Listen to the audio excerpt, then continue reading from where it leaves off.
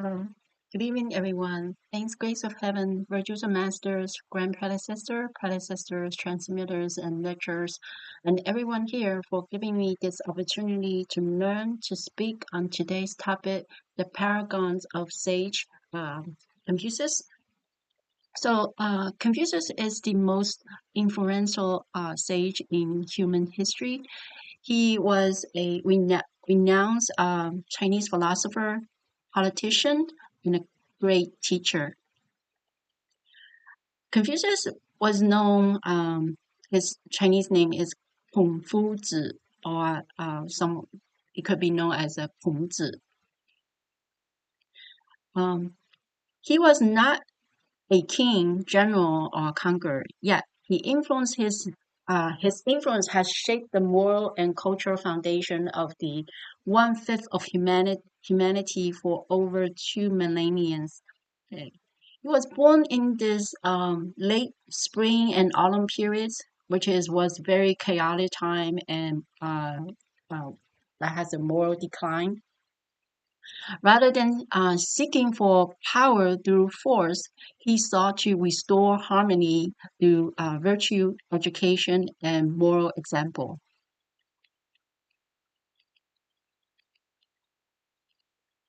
Okay, introduction of Confucius. Confucius is the 15th patriarch in Tao lineage and also known as the second patriarch in Red periods. Founder of Confucianism, regarded as the greatest teacher in the Chinese history, his teachings were recorded in the Annals and known as the greatest sage. In the Tao lineage, there was divided into 3 sections: former Eastern Tao lineage, Western lineage, and latter Eastern lineage. And in the 3 period of time, green, red, and white. Confucius was the 15th of the 64 patriarchs, and he in Red period he was second patriarch after Mao Zi. And during that time, the Tao was with the teachers and scholars. He was considered as regarded as the sage who continued the mission after the Tao, after the Duke of Zhou, carrying the responsibility of inheriting the past and opening the way of the future. He preserved the ritual and music institutions of the ancient kings. His main goal was to promote benevolence, righteousness, propriety, wisdom, and trustworthiness as the core virtue for self-cultivation and governance. The symbolism of 15 generations in Chinese tradition, the number 15 symbolizes perfections and balanced harmony, echoing Confucius' advocacy of doctrines of mean.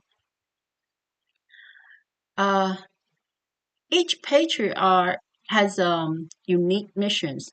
So Confucius' mission was to safeguard and promote great Tao during the turbulence of spring and autumn periods, leaving enduring moral principles for future generations. Okay. His figure, he's not only the founder of the Confucius, okay, a system of philosophical and ethical teaching that has had a profound influence on Chinese and East Asian country for over 2 millennia. And he was also considered as an important transmitter of the heavenly Tao, transforming the spirit into education and ethical norms. His greatest teacher, he was widely regarded as the greatest teacher in Chinese history. He believed in the importance of education, self-cultivation, and development of moral character. His teachings were not just about academic knowledge, but it's about how to be a virtuous person.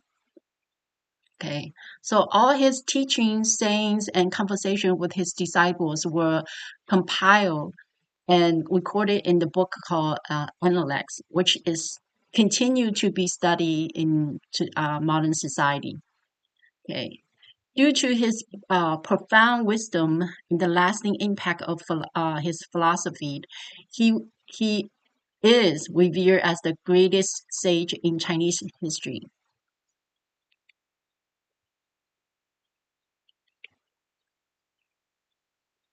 Okay.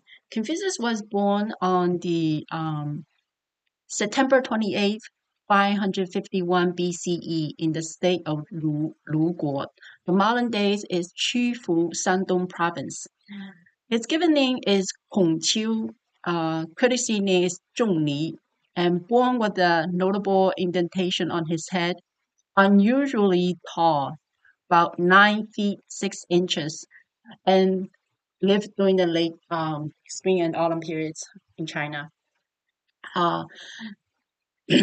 So the reason that his given name is Qiu is because his parents pray at the Mount Li Qiu for a son. That's where his name came from, Qiu. Okay. And his courtesy name is Zhong Li, indicating that he is the second son in the family. Okay.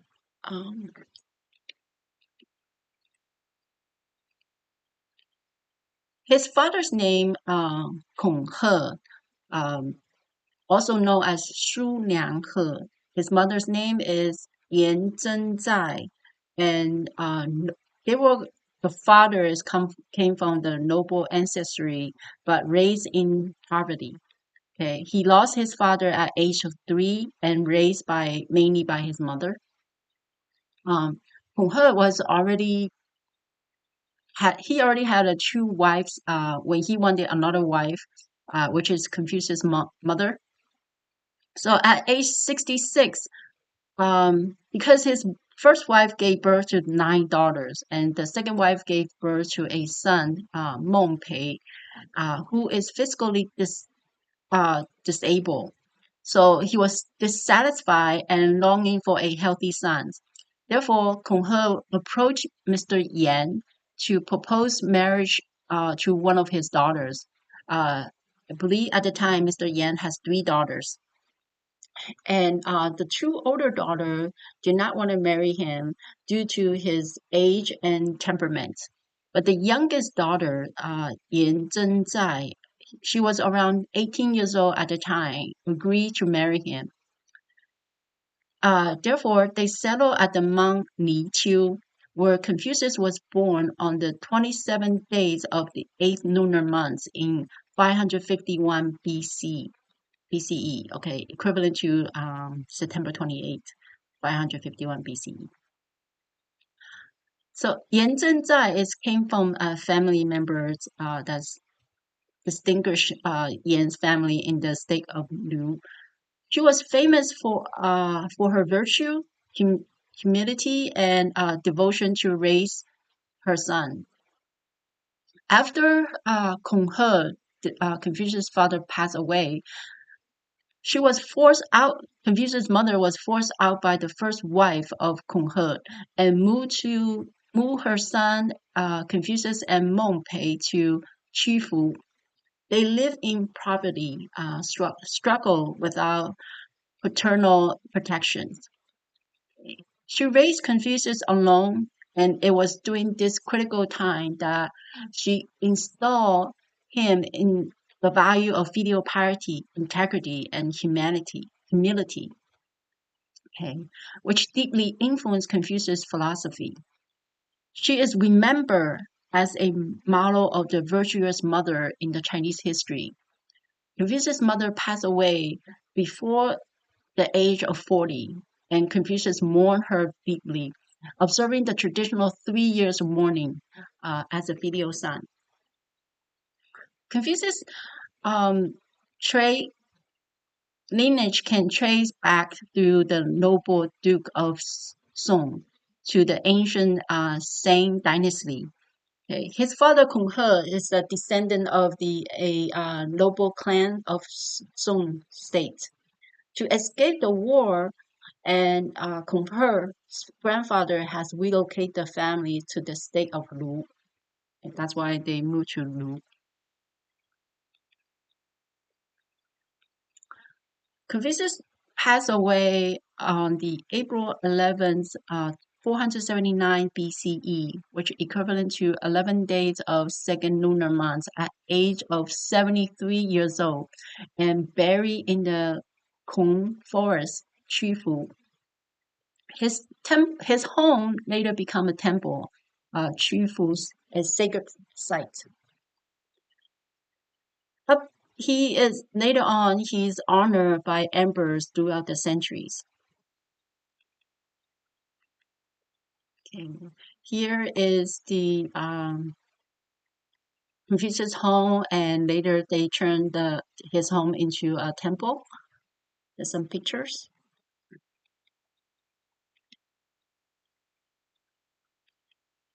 Okay, and Confucius married at age 19 to his wife Qi Guan, and a year later they have a son, which is only son Hong Li, and they have two daughters, but one of them passed away in her childhood. Okay, and Confucius mastered in six arts: Liu Yi, rites, music, archery, uh, charioteering, and calligraphy and mathematics.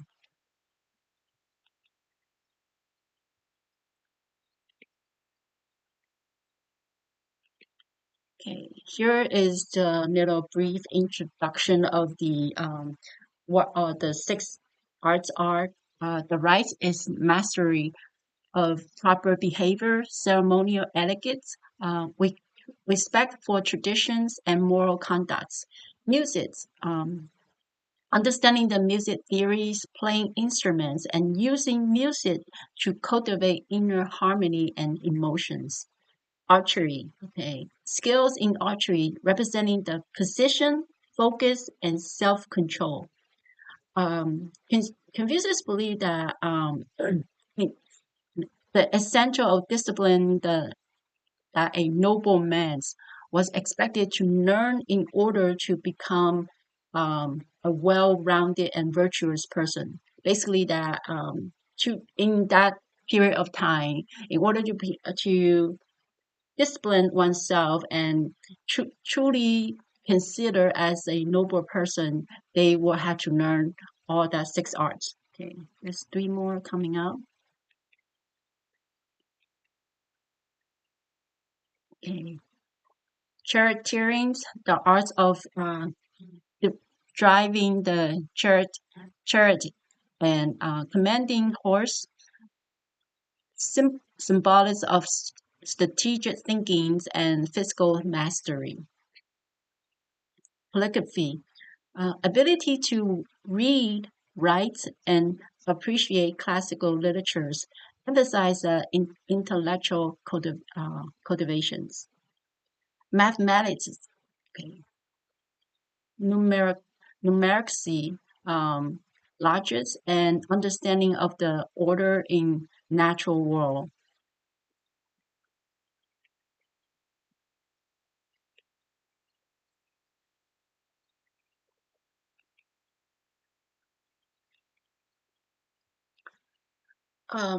Confucius, his core of teaching is the core value is 仁, benevolence. Okay, 仁 is the cornerstone of Confucian's ethics.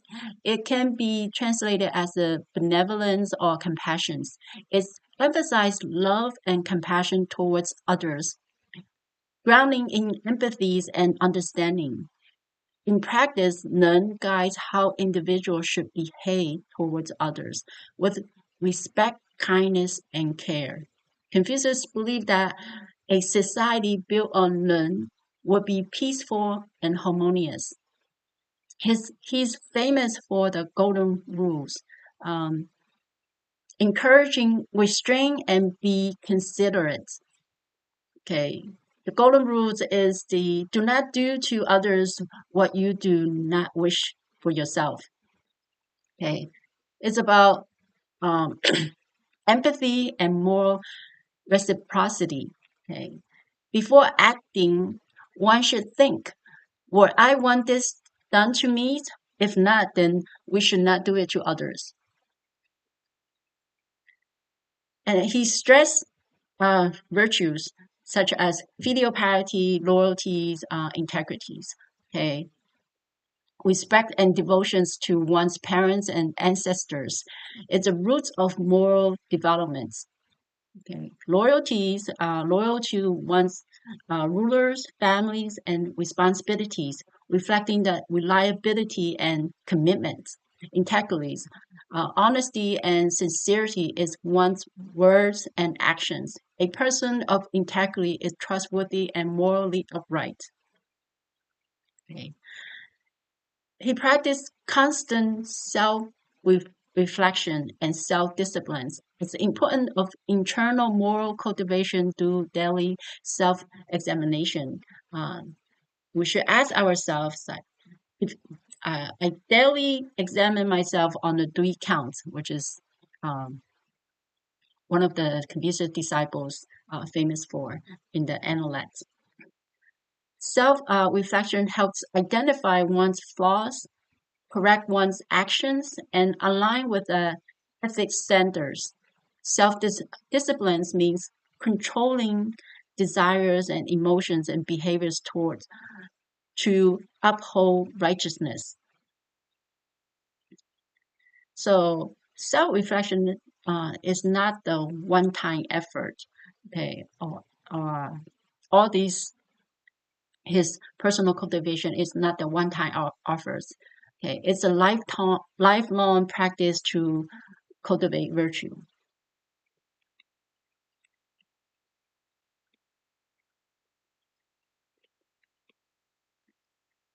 Okay, Confucius promote that cultivation begins with oneself, then extended towards to regulating the families, governing the states, and ultimately bring peace to the world.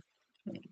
The inner moral life feels the effectiveness and righteousness of the external action.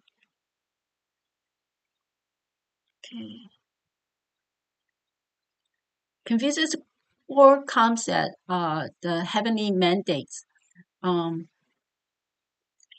what heaven, this is a famous verse in the Doctrines of Means. What heaven confers is called the nature. Following the nature is the way. Cultivating the way is called education. So heaven bestow every person with an inherent nature, which is our Buddha nature, our true self. A moral and spiritual essence. Okay, the nature is pure and aligned with the cosmic order. To live in harmony with this heaven-given nature is to walk the path, to walk the Tao. Okay, it means that acting in accordance with our Buddha nature, therefore become a benevolent and righteousness person. Education is not just about learning skills or facts. It's the process of cultivating one's moral character and aligning oneself with the way, the Tao.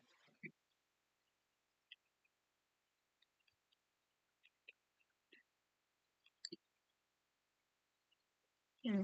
The core concept of Confucius is oneness. Okay, heaven and humanity as one, 天人合一. Confucius saw human as a part of a great cosmic order.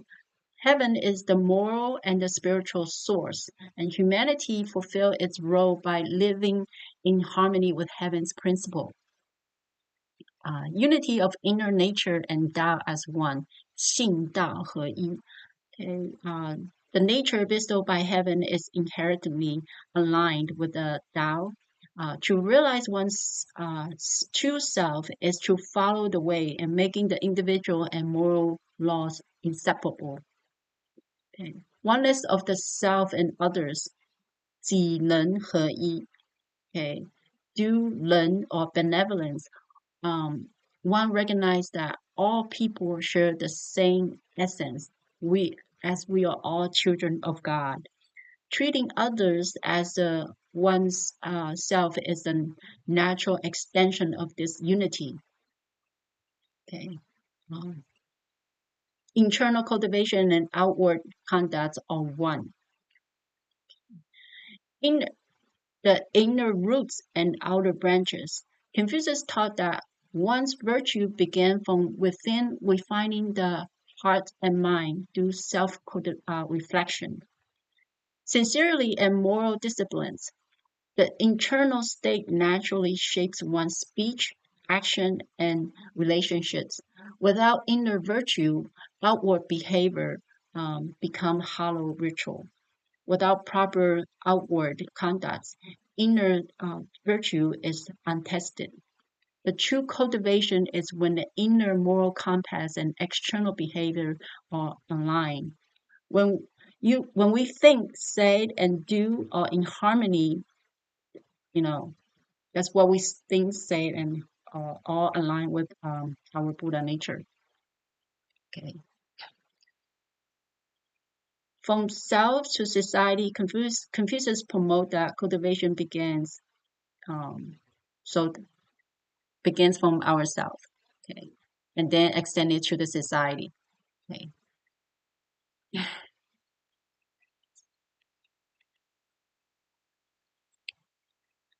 Okay. Confucius was served as a minister of crime in Lu, state of Lu, and promote virtues based on governance. Okay. Believe in moral leadership. Rule by virtue is the North Star. Okay.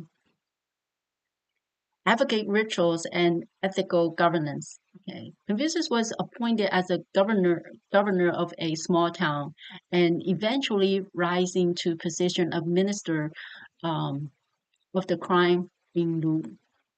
His governance was effective, which promoting concern in the neighboring states of Qi, who feared that Lu's growing strength.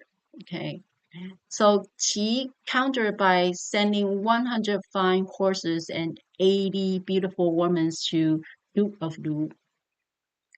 The Duke of Lu should be like emperors, who indulge in the luxury and neglect the state affairs for 3 days. So Confucius was disappointed and resolved to leave Lu state of Lu. Okay. But rather than cause the public embarrassment by resigning immediately, he waited until Duke failed to send him a share of sacrificial meat. And so Confucius took it as that he's no longer needed and no longer welcome, and so he resigned. Yeah. Confucius believed that the best way to rule a state was not through strict laws, heavy-handed punishment by the moral examples of rulers, but by the moral example of the rulers. Okay, the words of virtue implies that inherent moral force or power that a person of superior character possesses. When a ruler demonstrates benevolence, righteousness, and integrity, the people will naturally inspire and follow their examples, leading to the harmonious society without a need for constant enforcement. Okay. The rule by the virtue is like a North Star. This is one of Confucius' most famous and powerful metaphor. Okay, the North Star is like a constant fixed point in the night sky. Navigators rely on it to find their directions. By comparing a ruler's virtue to the North Star, Confucius is making a profound point. A ruler's moral character should be a fixed, unchanging guide for the people. Instead of the ruler forcing people to act a certain way, the ruler's exemplar conducts serves as a constant, reliable standard. The people see these moral examples will naturally align their behavior with it. This implies a type of governance that is organic and inspiring rather than force or pressure. Okay. Advocate rituals and ethical governance. Li was the much more than just religious ceremony. Li refers to entire body of proper conduct, social etiquettes, and traditional customs that structure society. These rituals provide a framework for respectful and orderly interactions between people. By performing the correct ritual in the right way, people reinforce the ethical principle of their society. The proper performance of Li serves to make virtue a tangible part of daily life. For example, bowing to the elders is not just an act of deference. It's a ritual that reinforces the ethical value of filial piety. Okay, this is where I guess Korea and Japan they still practice that when were they bow to their elderly like 90-degree angle. Ethical governance means every action taken by the government, from creating the policies to administrating justice, must be guided by ethical principle. The goal of governance is not merely to maintain order, but to create a society where people can flourish morally and spiritually. This requires the governance to be just, benevolent, and sincere in its action. So I believe that Confucius' way of governance it can apply on any organization, companies. If the leaders of all these organizations and companies use Confucius methods, they can flourish. Their company and their organization can do really well.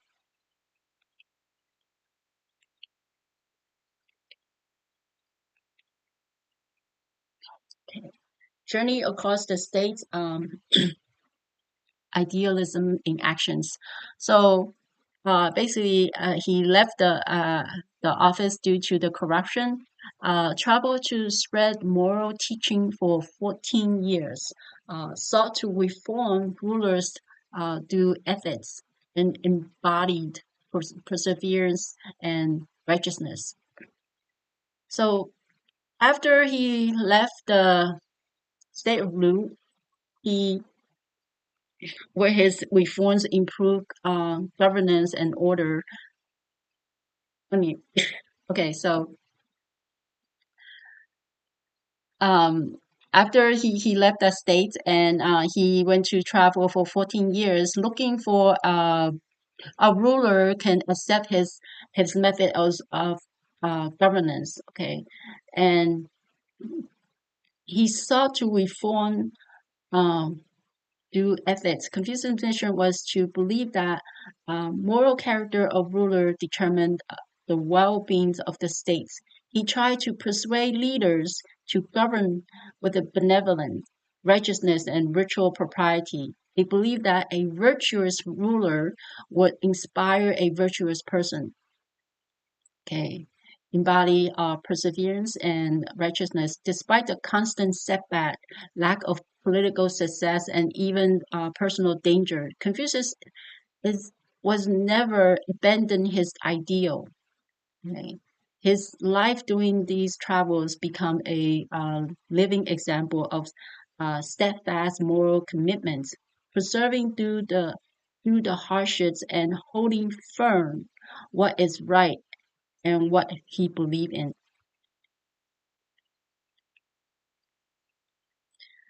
Here's the years of traveling, the state that he went to. Confucius traveled the major states, northeast, central China, Wei, Song, Zheng, Chao, Chu, Qi, Chen, Cai, and made failed attempt to reach Jin.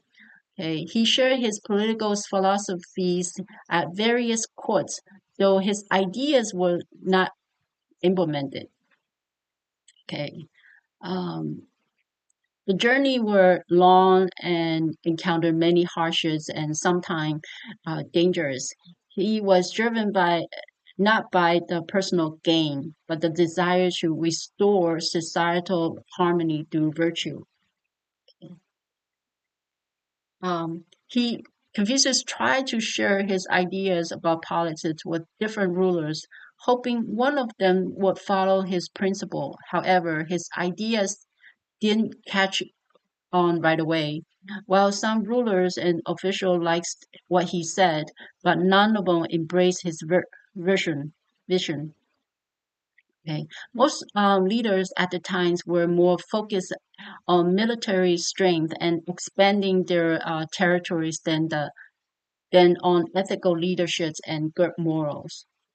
Sounds like modern days too. Okay.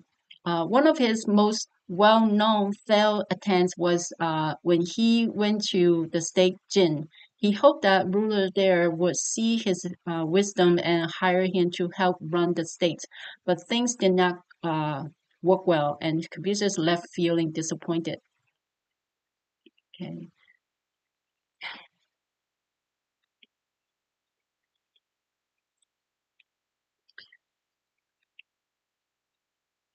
Okay. Confucius was considered as the greatest teacher. He advocated education for all without discrimination. Okay. Taught over 3,000 students and 72 disciples stood out. Engaged deep thinking, bring the other three corners. Preserve the five classes. Um, Poetry, documents, rites, I chants, and spring and autumn annal.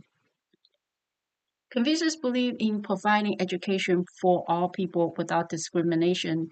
This was the revolutionary ideas for his times, as education was typically reserved for the rich and the powerful.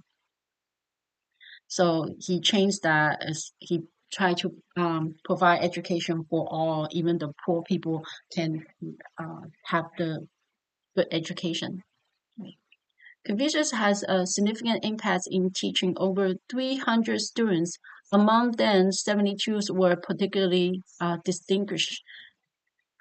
Okay, and this shows that his ability to nurture and develop exceptional talents. Okay. Uh, I think about a handful of his disciples was famous even in the modern days. Okay. For a few become renowned and virtue and wisdom and contribute to Confucian's thoughts, and handful become like particularly famous in the histories. Often regarded as his top students and successor. We will introduce some of his disciples and later on. Um, Bringing the other three corners is the metaphor for engaged and thoughtful learning. Confucius believed that if a student couldn't take a hint and explore further on their own, teaching them would be ineffective. It's a powerful reminder that real learning requires effort for both sides. The teacher must guide, but the learner must think, connect, and grow. At age 68, when Confucius returned to the state of Lu, which when he was invited by the prime minister of Lu, ZhiShan, okay, he spent his later days teaching and preserving the ancient traditions through what would become known as the five classes today.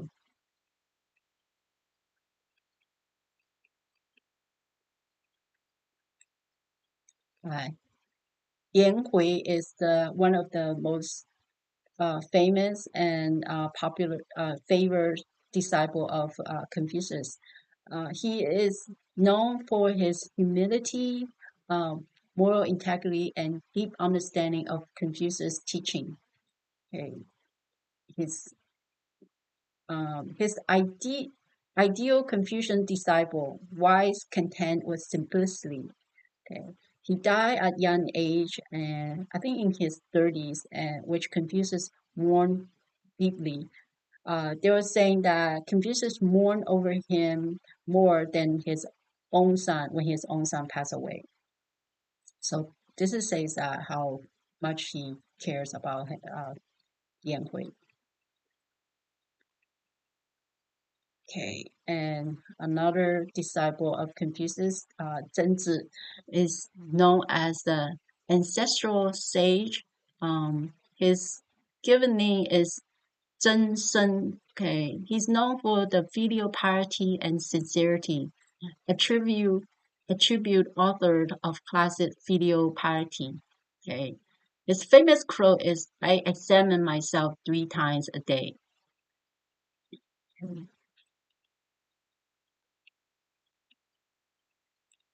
子师 is the given name of his given name is Kung Ji. Okay, 子师 he is the transmitting sage, and he is also the Confucius grandson.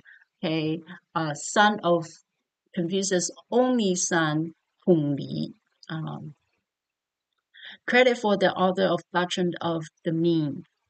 Okay, ZhiShan he was studying under Confucius' disciple Zhenzi and become a key transmitter of Confucius' thoughts, Confucian's thoughts.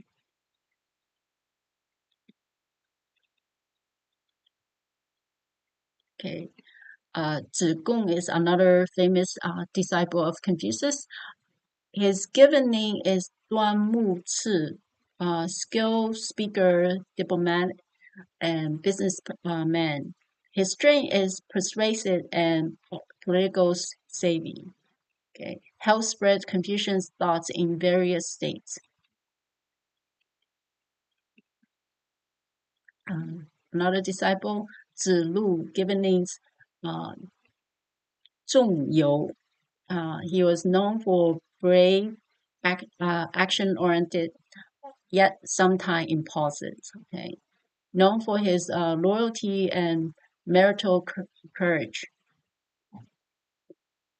Died in a battle and praised by Confucius for his valor, but also warned against rashness.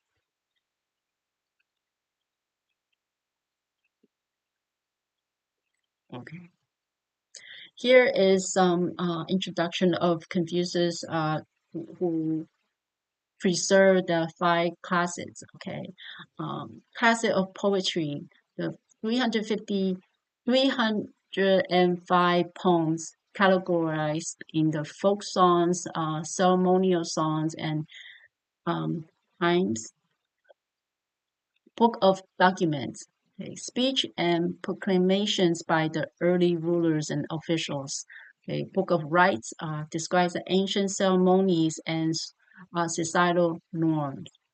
I Chins, Book of Change, a manual divination and philosophy. Okay. Spring and autumn annal, a chronicle of events in the states of Lu. Okay.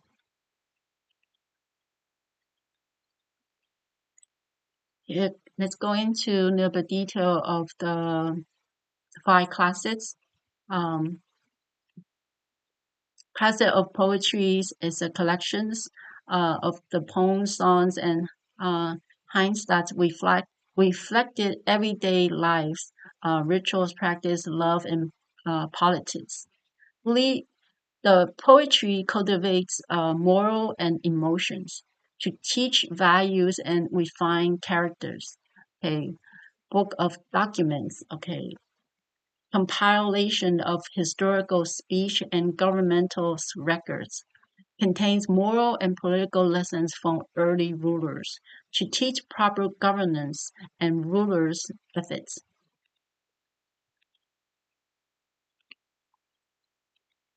Book of Rites describes ancient rites, ritual, and social norms, central of Confucius' thoughts about hierarchies, families, and order, emphasized Li, propriety, as a tool for harmony.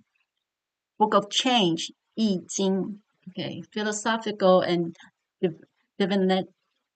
divinatory text using the hexagrams to explore the nature of the change. A source of moral insights, offer a framework for understanding the life transformations, a tool to find and understanding one's self, true self. Okay. And then spring, autumn, annal, a concise historical chronicle of Confucius' home state Lu, covering the events from 722 to 481 BC, to encode the moral judgments within the historical record.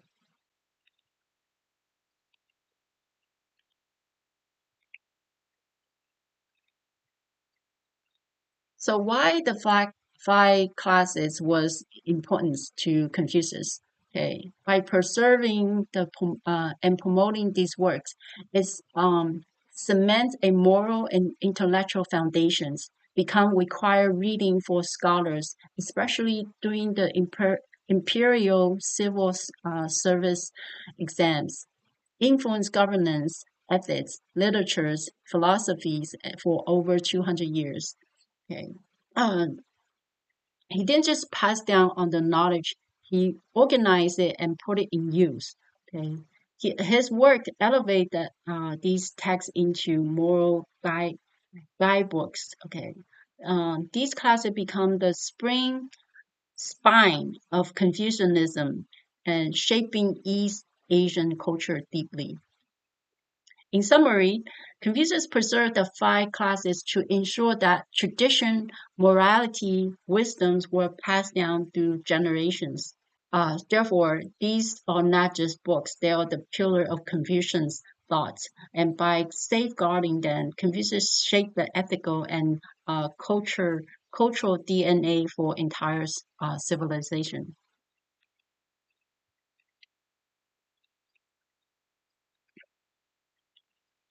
Okay.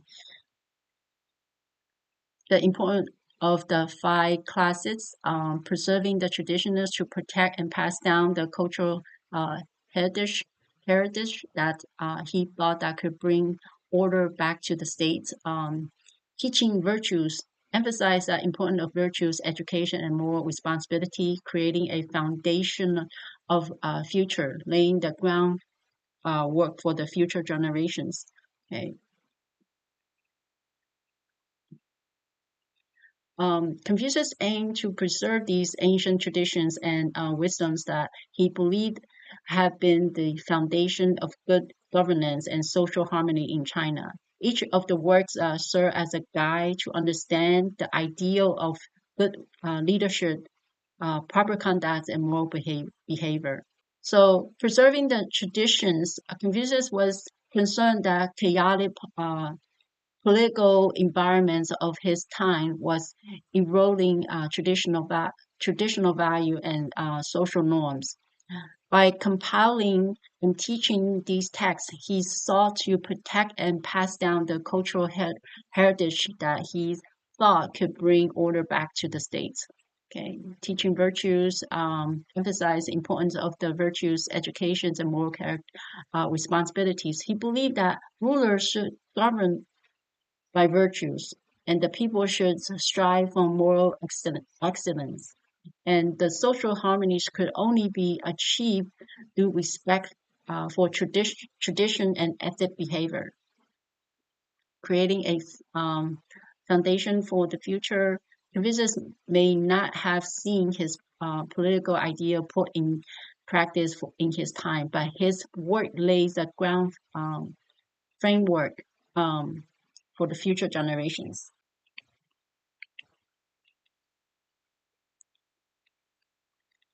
So Confucius, his idea of the governance of the world, it can be summarized in this writing ideal of world harmony that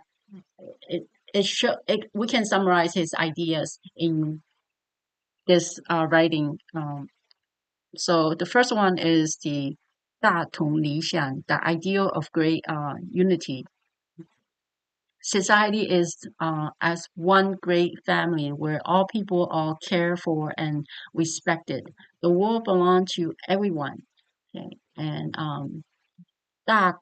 公正无私, justice and impartiality. Okay, leaders are chosen based on virtues and talent, not by privilege or wealth. Okay, governance is for the benefits of the people, not personal gain. Basically, this this is called, in Chinese, it's called 礼运大同篇. Okay, it's summarize what Confucius' ideal of the world.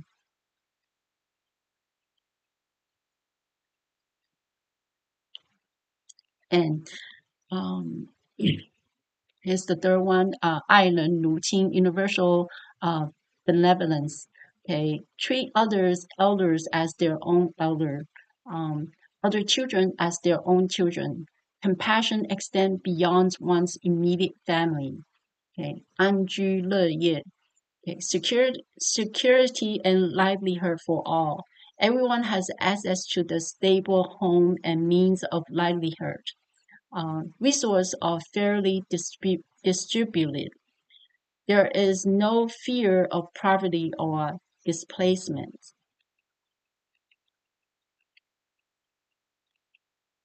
Okay. Number 5, 信义为本, trustworthy and integrity. Relationships from family to governments are based on the honesty and mutual trust. Deception, thieves, and betrayals are eliminated from the society. 礼义之治, rules of propriety and righteousness. Social order is maintained through li, ritual propriety, and yi, righteousness. Law exists, but moral self-disciplines make enforcement almost unnecessary. Okay. 和平无争, harmony and non-conflict. Harmony exists among individuals, families, and states. War and violence conflicts disappear because justice and mutual respect prevail. So this is the idea of Confucius, the world. In conclusion, through his teaching, he reminds the world that true greatness comes from not from the conquering the land, but from the cultivating virtues, practice righteousness, and leading by moral example. His vision was simple yet profound, that harmony in the world begins with the harmony in one's heart, that good governance begins with self-disciplines, that respect, kindness, and justice are the pillar for the lasting society.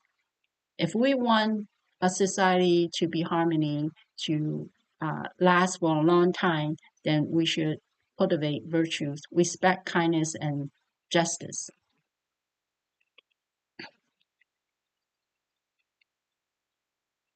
Okay, for more than 2 millennia, the thought of Confucius has guided emperors and commoners, shaped the characters of civilizations across East Asia and beyond.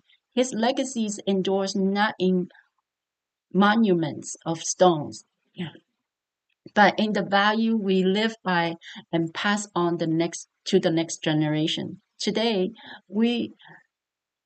as we reflect on his life and wisdom, we are reminded that in any age, ancient or modern, the call to live with integrity and compassion is timeless.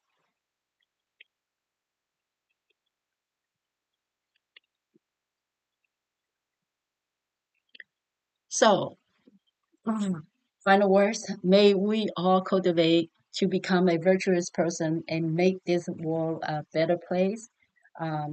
That concludes my class for tonight. If I have said anything wrong, I ask Saint Buddha's forgiveness and transmitters, lecturers, and everyone's correction. Thank you.